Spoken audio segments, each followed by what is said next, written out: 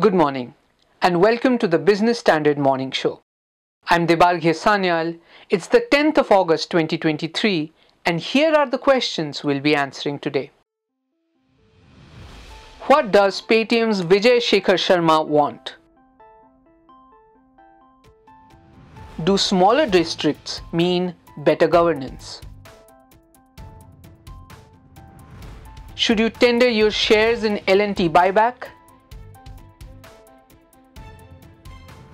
And what is Article 370? Paytm CEO Vijay Shekhar Sharma is set to become the largest shareholder in the company he founded in 2010. Sharma's stake is set to rise to over 19% once he purchases a 10% stake in the company from an arm of Chinese fintech giant Ant Financial. It will also make 197 Communications, which operates under Paytm brand name, into a majorly Indian-owned company. Earlier, the company was majorly owned by Chinese firms. In today's first segment, Abhijit Kumar speaks to experts to find out what Vijay Shekhar Sharma might be up to.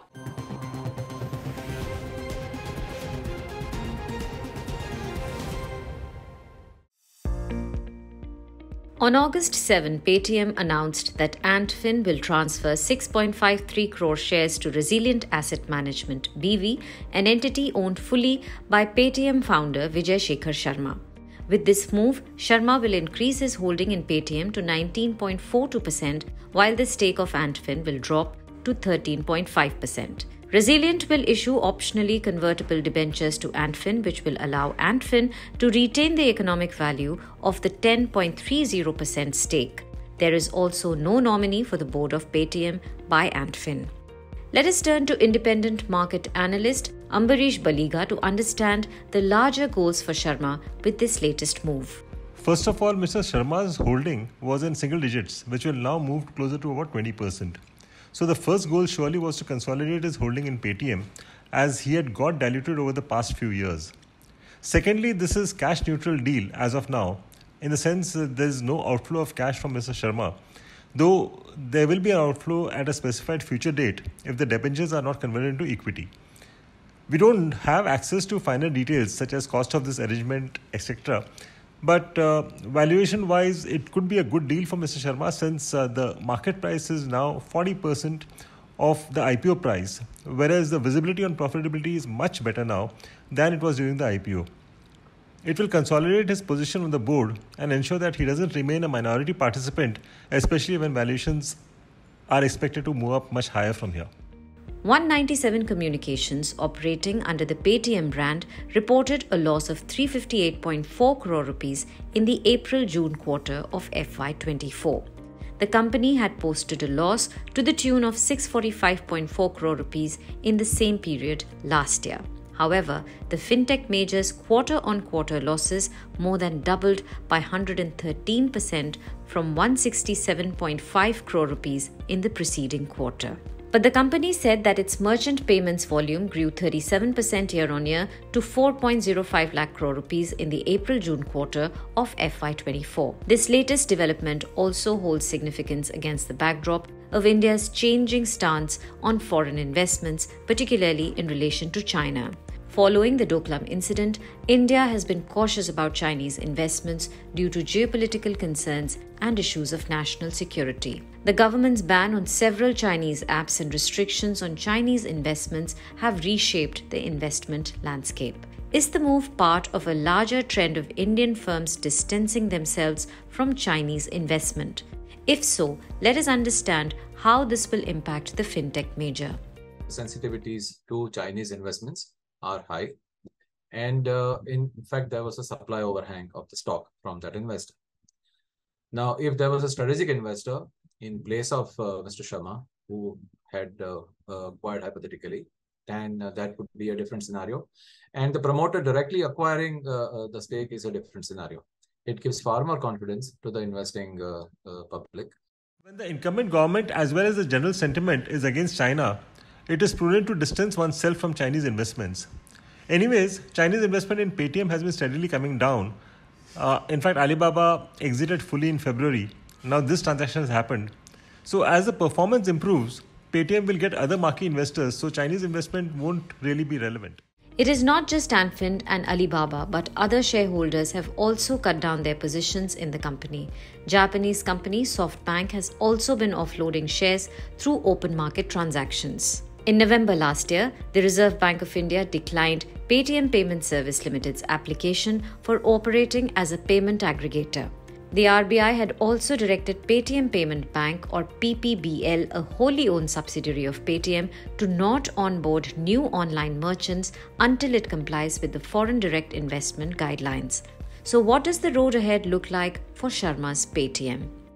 The road to profitability is decently clear now, and this reflects in the stock price, which has bounced back from the lower levels we saw in December last year. Hopefully, it should be free cash flow positive by the year end. So naturally, the valuation should improve from here if the management delivers on its promise. With bringing down Chinese investment and consolidating his position in the company, it remains to be seen if Vijay Shekhar Sharma's consolidated position leads Paytm to profitability.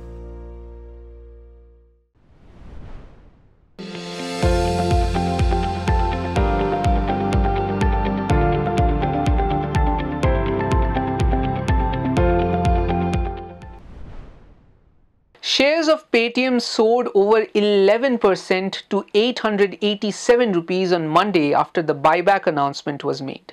But it was still trading well below the IPO price of 2,150 rupees. Meanwhile, in another interesting development, the Rajasthan government carved out new districts and new divisions. The state will now have 50 districts. But what is the rationale behind this move? Do smaller administrative units mean better governance? In the next segment, we map out the possibilities.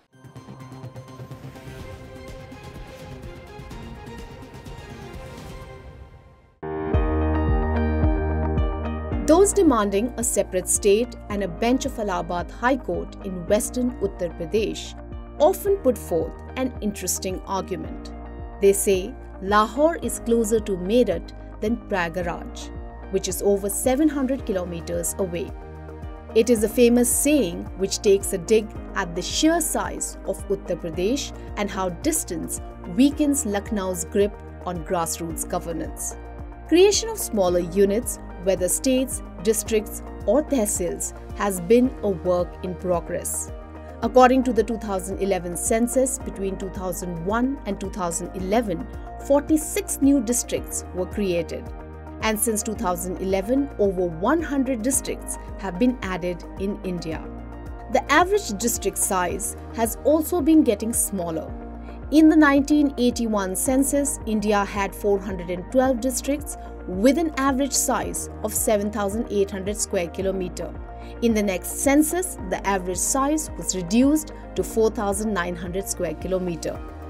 The trend suggests that states want smaller units. Rajasthan too has issued a notification announcing the creation of 19 new districts, taking the total number to 50. 3 new divisions have also been created. People have been demanding the new districts for over 4 decades now. Some of them are Beaver, Kotputli Behrur, Neem Ka Thana, Balotra, Didwana Kuchman and Phalodi. The West Bengal government is also planning to increase the number of districts. The move is aimed at making the Duare Sarkar or the doorstep governance program function more efficiently, and residents of remote areas get easy access to government facilities. According to sources, a committee has been formed for creating the new districts, and Bengal might soon have as many as 46 districts. So why are Indian districts getting smaller? We basically need to look at it in terms of 2 things. One is the population and the other is also the distance.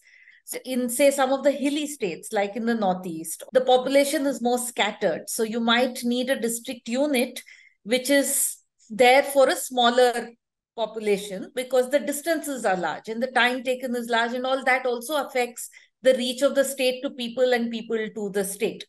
So one needs to come up with kind of the magic number which would look at both these factors. What are the immediate gains and opportunities this might create for the state government and citizens of the state. The immediate gain, obviously, is that when you have a smaller district, then governance is getting further decentralized. And from the point of view of people, it's getting closer to people. And for most practical purposes, the district is the first level of government that you can approach for anything substantial. The size of a district in India is still quite large. So it makes it closer. People can reach a district collector. It also it changes the ratios of the number of administrators you have per population. All of this can contribute to more efficient governance. So obviously, when we create a new district, it means that you're creating an administrative center, which could have multiplier effects of growing into a town, building other kinds of ancillary services that get built around that. The first gain would be obviously on the governance front. But the third tier of governance suffers from lack of empowerment, lack of adequate resources. So I think creating more districts will certainly improve the governance standards of the country. Development projects are often conceived and executed from state capitals, which means the local involvement is very limited. With more districts and more district headquarters, the development projects will be conceived and executed more at the ground level. And the third gain would be accountability. With smaller districts, people closer to those districts will be more accountable to the people, and therefore the democratic traditions in the country will get a boost. And what could be the major challenges? There is a danger of over-bureaucratization and over-politicization of decision-making processes. Because when you do create smaller districts, therefore you are also creating the political establishment to be functioning at that level. Experts point out, therefore, that the biggest gain in the creation of new districts comes at the governance level, with greater connection with people and their needs, and greater accountability. However, governments at both district and state levels should be wary not to fall prey to over-bureaucratization and over-politicization. After the western state of Rajasthan, let us shift our focus to engineering major Larsen & Toubro. It has announced a buyback for around 33.3 million shares. L&T will purchase the shares of the company from its shareholders at a maximum price of 3,000 rupees per share. However, as India sees a pickup in capex, should investors tender their shares? Let's find out in our next report.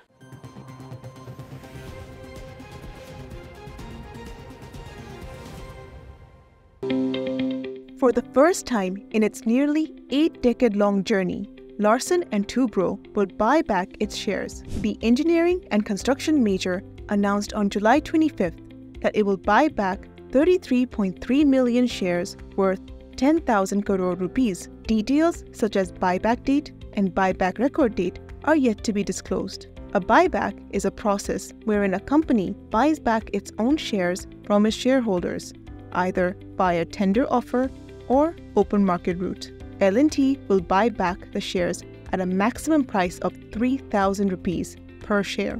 This is about 14% higher than the current market price of around 2,600 rupees. But is this price attractive enough for investors to tender their shares in this buyback?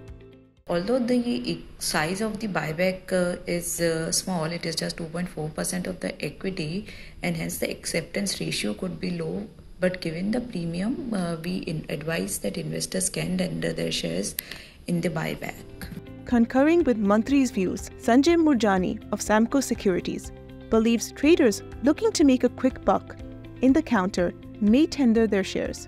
However, long-term investors should stay invested. A buyback decreases the number of outstanding shares, thereby increasing the earnings per share of the company.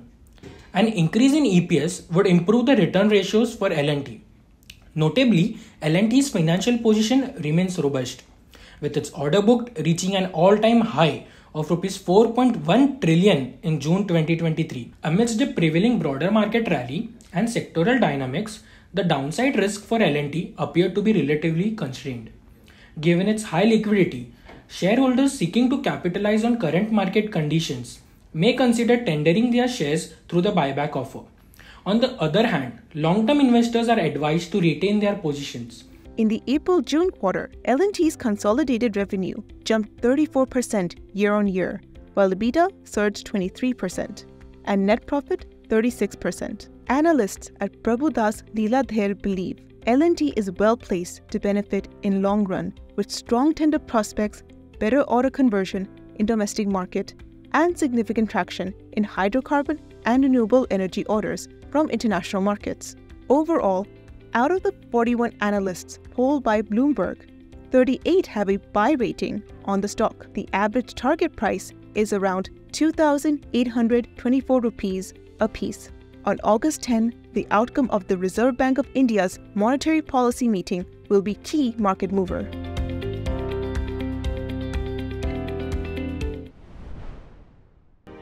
He's making plans for an early retirement. Business Standard. L&T has left or is leaving a mark in almost every part of the country, including in Jammu and Kashmir, where it is building a hydroelectric power station on the Marusudar River, a tributary of Chenab. The government claims that the state is on a path of development and that it has returned to normalcy since the abrogation of special status of the state. To do it, the government made Article 370 inoperative, even though it still exists in the Constitution. But what is this article? Vasudha Mukherjee decodes it for you.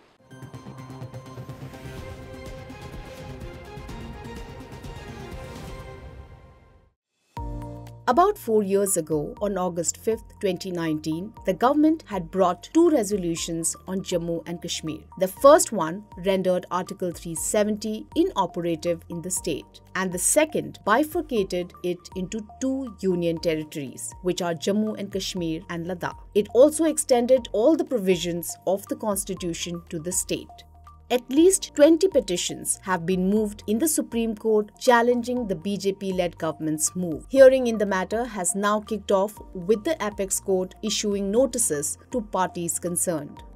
The reading down of Article 370 and the reorganization of Jammu and Kashmir into union territories came into effect on October 31, 2019. Provisions of Article 370 exempted the state from the constitutional provisions. Parliament's legislative power over the state was limited to defense, external affairs, and communications.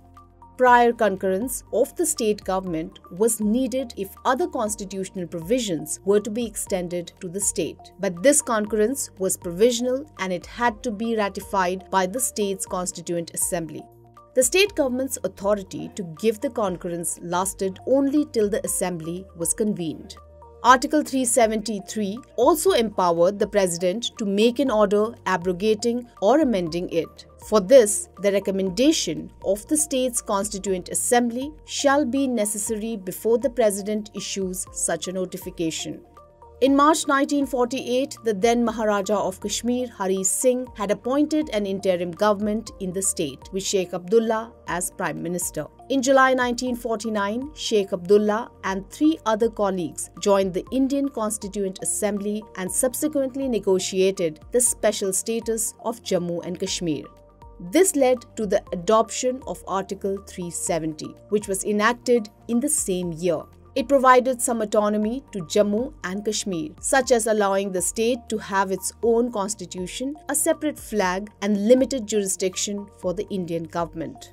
There was a provision in the article under Article 371C stating that Article 1 of the Indian Constitution applies to Kashmir through Article 370. Article 1 lists the states of the Union.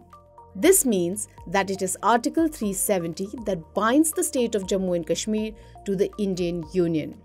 The decision was based on the government's belief that it hindered the integration of Jammu and Kashmir with the rest of India and limited the region's development. Supporters of the abrogation argued that it would help bring socio-economic development, promote equal rights and opportunities, and ensure better governance in the region. Critics, meanwhile, raised concerns about the decision's impact on the special status and identity of Jammu and Kashmir, as well as its potential implications for the region's autonomy and demographic composition.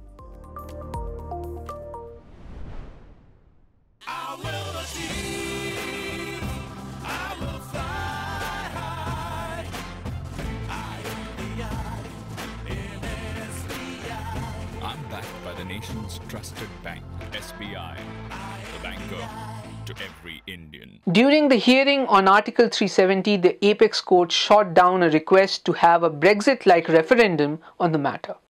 The plea was made by Senior Counsel Kapil Sibal. Well, that's all for today. For more news and analysis, please log in to business-standard.com. Thanks for watching.